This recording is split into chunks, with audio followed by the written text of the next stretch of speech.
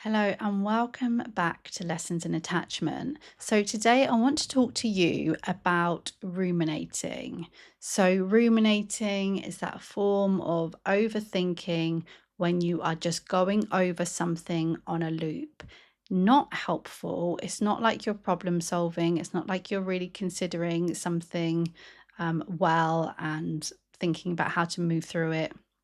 It's just very repetitive, chewing over what you did wrong, what went wrong, what you should have done, could have done, would have done, replaying things in your mind to the point for some of you of like exhaustion, to the point of shutdown, to the point of where you're just feeling so low, so anxious about something. And I do know that for plenty of people, it feels like you have no control over this. It can feel like you're powerless. So, what I want to do today is I want to talk to you about just a few different things that actually keep ruminating going and make it harder kind of to get out of it. So, what I want to talk to you about today is what happens the longer that you ruminate, because I know you'll be thinking, oh, I just want to be able to stop ruminating. And listen, I do that work with people inside my containers, but what I want to do today is just give you that insight into what happens if we really don't start to use our mental, our physical, emotional skills to start to take control of ruminating, because we can gain more control over our thoughts. And in fact, if you go to the description of, if you're in my podcast or if you're watching this on YouTube, go to the description. There is a free workshop. It is called Moving from Anxious Attachment Towards Secure. And in that, I do give you a first step towards starting to take some control of your thoughts. So if you're an overthinker, if you're ruminating all the time, I really encourage you to do that. So in the description, Moving from Anxious Attachment Towards Secure. It's also in the link in my Instagram bio. So that's what I want you to know. That's what we're going to talk about today. This is something I've posted on Instagram already. So just take a moment first and just consider, am I someone who ruminates? So, little side note, ruminating, going over the past, worrying is, focusing on the future, the what if, the hypotheticals, what could go wrong. So, ruminating today, going over the past, are you someone that does this? When? What tends to trigger you into ruminating? What kind of things do you ruminate over? Have you been ruminating recently? And just imagine for a moment that you actually did have more control over that than you realize. I've helped many people. I've been doing this work for years and years and years. And this is one of the key symptoms of depression. And I have worked with hundreds, thousands, I don't know, over 10, 15 years. Would that be up to thousands? I mean, I've done group work as well, so potentially. But a lot of people with ruminating, and it's not an easy thing to change. I'm not going to sit here and pretend that it is, but I can tell you from my own personal experience, which is really important as well, but also the amount that I've helped people in group settings and one-to-one that ruminate. So don't be afraid of it, okay? Before we go on, I am Carly Ann. I am the founder of the Attachment Recovery Gym, which is an online membership full of workshops and different resources to help you exercise your secure attachment. And I am also about to run the 4th round, I cannot believe that, of Becoming Secure. Becoming Secure is a 10-week, very much evidence-based, so using attachment science, okay, to help people move from anxious attachment towards secure. We will look at the unconscious blocks that have been holding you back so far. We will absolutely be looking at what maintains your anxiety at the moment and how do we manage that and change that using science-backed psychological tools. Really, really key to say that. So that's why we're going to be looking at your thoughts, your behaviors, if you're overthinking, if you're overreacting, those kind of things.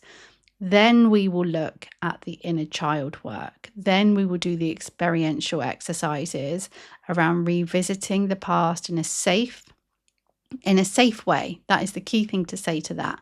And then the final part of the course will be, it's the really exciting part. It's that kind of future base, getting outside of your comfort zone, learning more about what is secure attachment. How do I sustain like a long-term relationship? How do I not lose myself in love in the future, and those kind of things. So that is what is happening this October. So again, check that out in the description. Okay, so the longer you ruminate, your thoughts will become more negative and distorted. Okay, so just keep this in mind. Be really curious about this. See if you notice it yourself. So the longer, once you've had that first thought, that first negative thought, the more that you follow that and you're on a loop and you're ruminating, the more distorted your thoughts are going to become.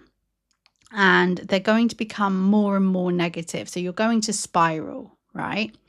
And I have a tool, actually, it's called Shift or Spiral, and that's exactly why. So I just want you to hold that in mind. The longer I'm in this space, I am going to feel worse because my thoughts are spiraling more and more.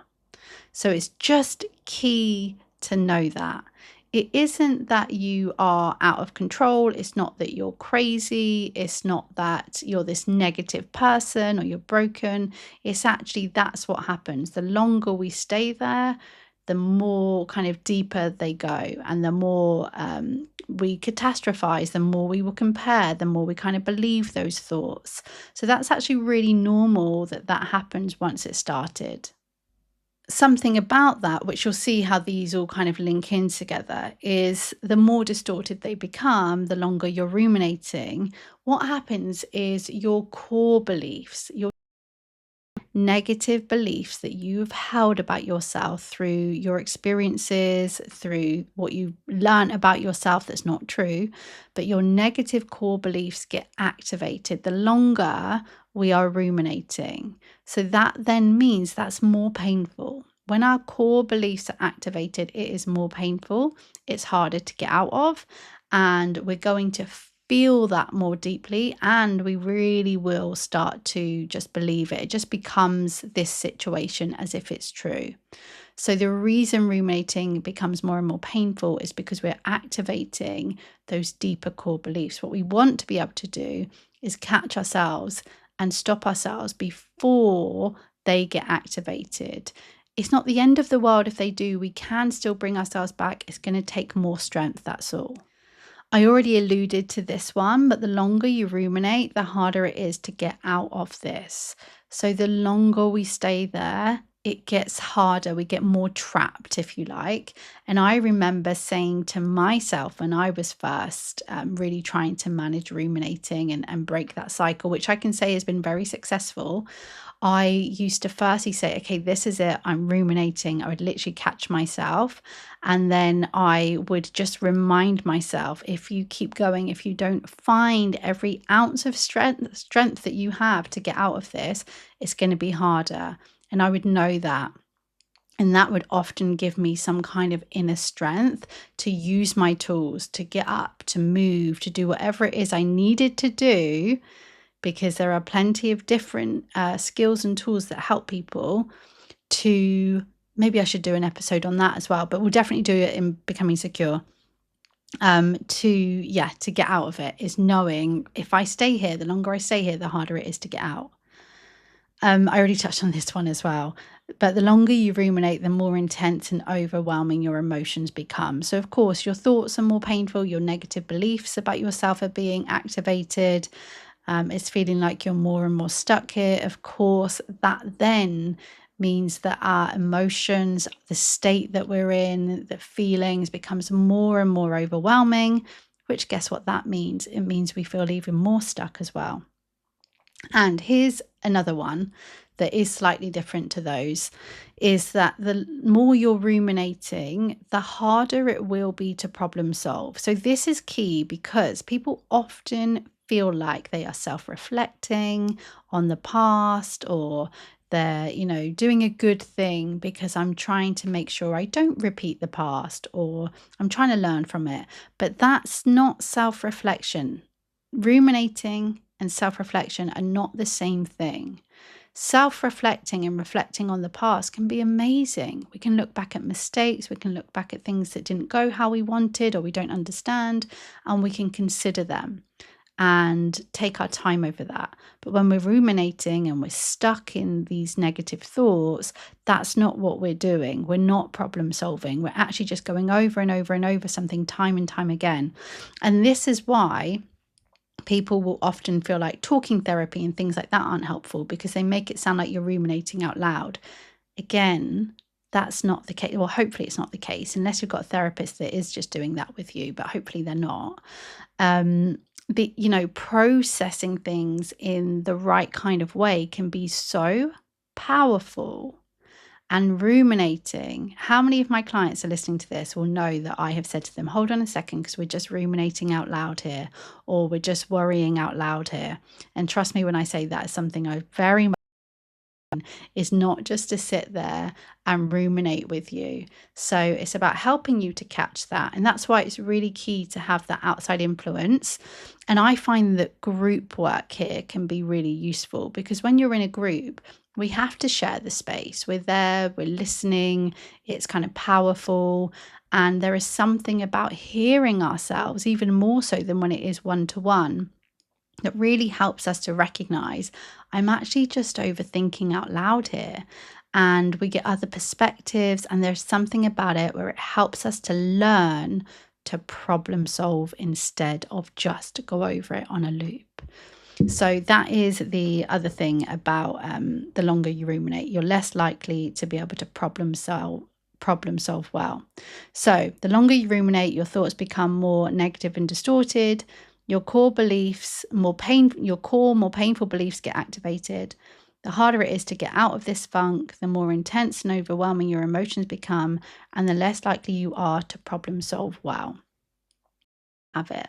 What do you make of that? Anxious attachers, we ruminate after conflict, we ruminate after a date. What should I have said? We ruminate if they haven't texted on time. Well, on time, the time that you would like them to text you. Did I say something wrong? Did I wear the wrong thing? We ruminate on shoulda, woulda, couldas all the time. So this is something that's really key to know. And I hope that you have found that useful. I will be back here again soon. Do follow me on Instagram. Do go to the description. Check out Becoming Secure. Check out, what I'm up to, but definitely, explore more episodes of Lessons in Attachment, and come over and follow me on Instagram, and definitely send me a message as well. Let me know that you're a listener. And yeah, I will be back here again soon.